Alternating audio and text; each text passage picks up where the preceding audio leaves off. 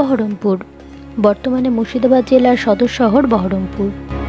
একসময় বহরমপুরের নাম ছিল সাতপুকুরিয়া ব্রহ্মপুর। মুর্শিদাবাদ নগর পতনের সময় বহরমপুর ছিল রাজধানীর দক্ষিণের একটি গ্রাম। তখন তার নাম ছিল সাতপুকুরিয়া ব্রহ্মপুর। পলাশীর যুদ্ধের পরে ইংরেজ আমলে বহরমপুর শহরের পতন ঘটে।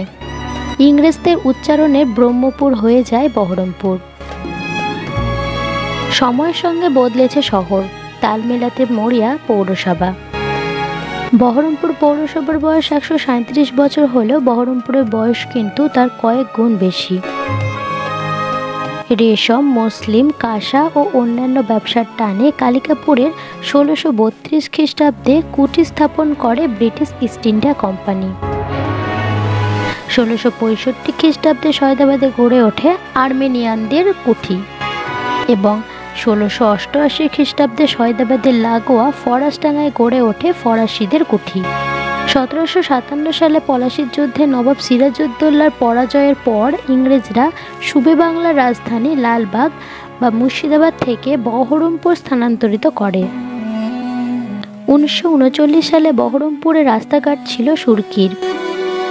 পৌর এলাকায় মাত্র 400 বিজলিবাতি স্তম্ভ এবং প্রায় সমসংখ্যক কেরোসিন বাতি জ্বালাবার ব্যবস্থা ছিল।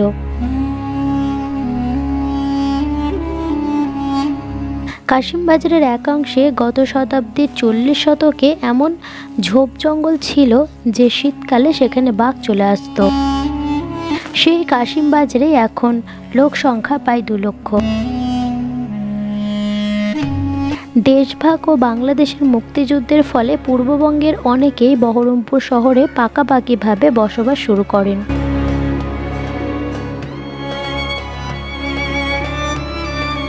তথ্য মারফত আমরা জানতে পারি যে সয়দাবাদ হাউসটি একসময় জমিদার বাড়ি ছিল। সেই সময় সয়দাবাদের জমিদার ছিলেন রাজা ক্ষেত্রমোহন পাল এবং ওনার পুত্রের নাম ছিল অরবিন্দ পাল। ওনারা জমিদার ছিলেন। সয়দাবাদ হাউসটি ঠিক কবে প্রতিষ্ঠিত হয়েছিল তা আমাদের ঠিক জানা নেই। সয়দাবাদ হাউসটি এক সময় জমিদার বাড়ি নামে প্রযোজ্য ছিল। জমিদার বাড়িটির ভিতরে রয়েছে প্রচুর জায়গা। একসময় জমিদার বাড়িটির সীমানা ছিল একেবারে গঙ্গাধার সীমান্ত পর্যন্ত।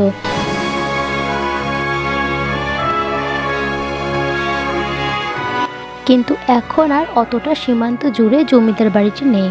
আশেপাশে রয়েছে বহুতল সমস্ত বাড়ি।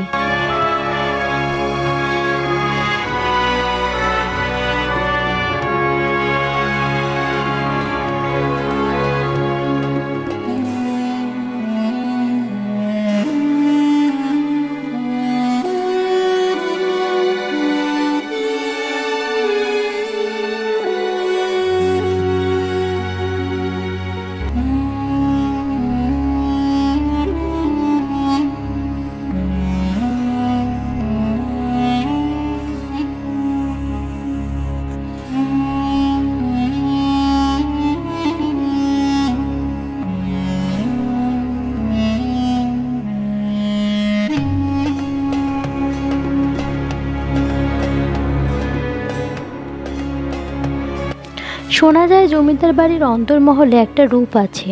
সেই রূপের মাথায় আগেকার দিনের স্মোক বার হবার অপূর্ব মাটির নল বসানো রয়েছে আরও জমিদারি আমলের সমস্ত জিনিসপত্র। সয়দাবাদ হাউসের অন্তর্মহলে ঢোকা নিষিদ্ধ আর ভিডিও করারও অনুমতি নেই। আর অনেক চেষ্টা করেও আমরা ব্যর্থ হই। আমরা পারিনি সয়দাবাদ হাউসের অন্তর্মহলের দৃশ্য আপনাদের সামনে তুলে ধরতে।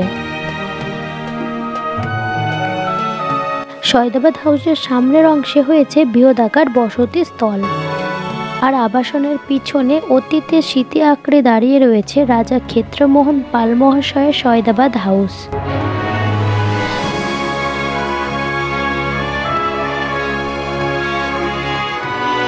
আমরা চেষ্টা করি হারিয়ে যাওয়া লুপ্ত ইতিহাস তোমাদের সামনে তুলে ধরতে। তোমাদের আগ্রহ আর আমাদের চেষ্টার ফলে আমরা ভিডিওর মাধ্যমে তুলে ধরি একটি সম্পূর্ণ ঐতিহাসিক নিদর্শন। তো তোমাদের ভিডিওটি কেমন লাগলো আমাদেরকে জানাবে। ভালো লাগলে লাইক অ্যান্ড শেয়ার করবে, আর এই রকম ঐতিহাসিক নিদর্শন দেখার জন্য আমাদের চ্যানেলটিকে অবশ্যই সাবস্ক্রাইব করবে। আর আমাদের ভিডিও ডেসক্রিপশন বক্সে আমাদের ফেসবুক পেজের লিঙ্কটা দেওয়া রইলো, সেটা ফলো করতে একদমই ভুলবে না।